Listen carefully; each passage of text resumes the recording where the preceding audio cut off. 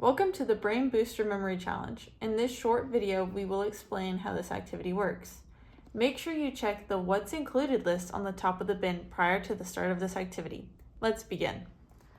Okay guys, so the first activity that we're going to do is called the Now You See It, Now You Don't. Sorry, I had to look at that real quick. So what you need for this activity is, a little tablecloth, which will be in your kits, a stopwatch, and a bucket of small items. Our small items are these little erasers, and sometimes they fall apart, but that's okay. All you have to do is dump your items inside. You can have different groups for this, or you can have a large group, but you just take them and you mix them around real quick, and then you lay them flat on the table, and your campers have 1 minute to look at all the items, and after they looked at it for a minute, you take them up.